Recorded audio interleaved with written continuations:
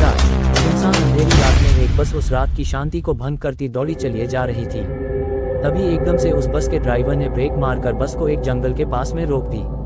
उसके बाद बस का कंडक्टर अपनी सीट से उठा और जैसे ही उसने बस का गेट खोला उसके बाद एक 22 या 23 साल का लड़का अपना बैग को अपने कंधे पर लिए बस पर जैसे ही चढ़ा तो उस लड़के ने देखा बस में तो कोई भी सीट खाली नहीं है। उसके बाद उस लड़के ने बस के कंडक्टर की तरफ देखा और से कहा, अरे भाई इसमें तो कोई भी सीट खाली नहीं दिख रही। फिर बस कंडक्टर ने अपनी उंगली से इशारा करते हुए कहा, अरे भाई वो पीछे सेकंड लास्ट नंबर वाली सीट पर जो मैडम बैठी हैं उनके बगल वाली सीट खाली है, जाओ वहां जाकर बैठ जाओ। उसके बाद उस लड़के ने जैसे ही उस तरफ देखा जहां कंडक्टर ने बैठने को कहा था तो इसने देखा एक 20 या 21 साल की लड़की बैठी थी जिसके घुंघराले बाल और देखने में बड़ी सुंदर और आकर्षक लग रही थी।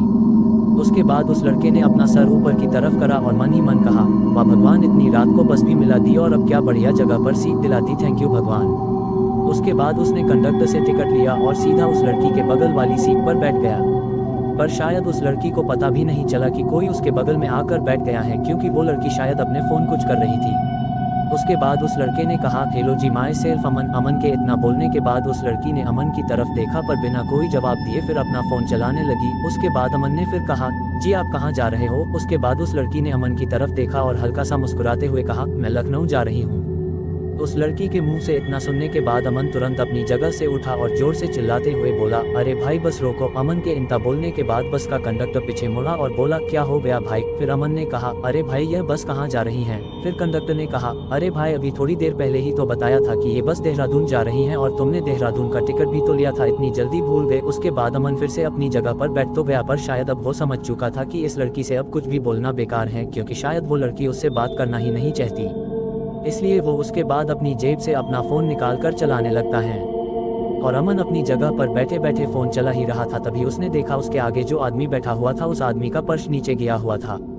उसके बाद अमन ने उस आदमी के कंधे पर हाथ रखा और कहा, अरे भाई जी आपका पर्स नीचे गिरा हुआ है। अमन की बात सुनकर उस आदमी ने तुरंत अपना पर्स उठाया और थैंक यू भाई, अगर आपकी जगह और कोई होता तो वो नहीं बताता। अमन को उस आदमी की मदद करते हुए उस लड़की ने भी देख लिया था जो अमन के बगल में बैठी हुई थी। तो उसे लगा कि अभी तक जो वो अमन के बारे में सोच रही थी कि ये एक छिछोरा लड़का है, इसलिए वो उसकी बातों को अनसुना कर रही थी, पर शायद अब उसके विचार भी बदलने लगे थे। उस आदमी की मदद करके अमन जैसे ही अपनी सीट पर फिर से बैठा तो उस लड़की ने अमन से कहा, काफ़ी अच्छा काम करा आपने। फिर अमन ने थोड़ा मुस्कुराते हुए कहा, थैंक यू, वैसे आपने अभी तक अपना नाम नहीं बताया। फिर उस लड़की ने भी थोड़ा सा मुस्कुराते हुए कहा, मेरा नाम निकिता है और आपका नाम मुझे पता है, आपका नाम अमन है ना? फिर अमन ने कहा, अरे वाह, आपको कैसे पता? मैं तो इतना फेमस भी नहीं हूँ, मेरे इंस्टाग्राम में तो बस 100 ही फॉलोवर्स हैं, तो आपको मेरा नाम कैसे पता? अमन की बात सुनकर निकिता ने थोड़ा मुस्कुराते हुए कहा, वो थोड़ी देर पहले आपने ही बताया था ना। इतना बोलकर निकिता फिर से अपना फ़ोन चलाने लगी। उसके बाद अमन ने निकिता के फ़ोन देखने की कोशिश करी कि इतनी देर से यह फ़ोन में क्या कर रही हैं, और अमन ने देखा शायद वो अपने फ़ोन में कोई कहानी पढ़ रही थी। शायद वो कहानी अब अमन को भी अच्छी लगने लगी थी, इसलिए वो भी बगल से बैठे बैठे निकिता के फ़ोन में झांक झांक कर कहानी पढ़ने लगा। अमन कहानी पढ़ ही रहा था तभी निकिता ने अपना बंद कर लिया और खिड़की से बाहर देखने लगी। तभी अमन ने कहा, अरे आपने कहानी बंद क्यों कर दी, और वैसे कौन सी कहानी थी यह? अमन की बात सुनकर निकिता ने अमन की तरफ देखा और हल्का सा मुस्कुराते हुए कहा, क्या आप भी कहानी पढ़ रहे थे क्या?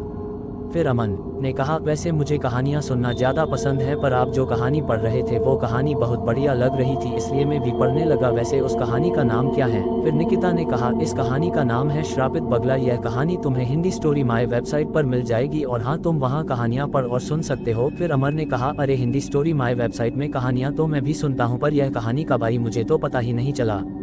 फिर निकिता ने कहा, यह कहानी अभी कुछ दिनों पहले ही इस वेबसाइट पर आई है और तुम्हें इसलिए नहीं पता चला होगा क्योंकि तुमने इस वेबसाइट को सब्सक्राइब नहीं करा होगा। अगर सब्सक्राइब करा होता तो तुम्हारे पास इसका नोटिफिकेशन आ जाता। और अच्छा, पर आपने मेरे पहले सवाल का जवाब अभी तक नहीं दिया। फिर निकिता ने कहा, कौन सा सवाल? फिर अमन ने कहा, अरे कि आप कहाँ जा रहे हो? फिर निकिता ने मुस्कुराते हुए कहा, देहरादून। और आप? फिर अमन ने कहा, मैं भी देहरादून ही जा रहा हूँ, थानों के पास।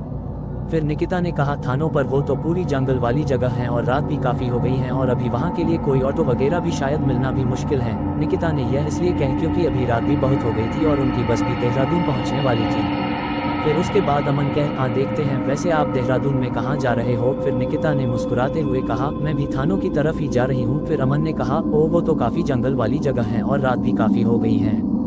अमन की बात सुनकर फिर निकिता हंसने लगी और हंसते हुए ही कहा, चलो अब सही ही, दोनों उधर ही जा रहे हैं और दोनों मिलकर की ऑटो को कर लेंगे। फिर अमन ने कहा, हाँ सही तो है, पर मैंने सुना है कि वहाँ उस जंगल में आजकल रात में कोई पिशाच घूम रहा है।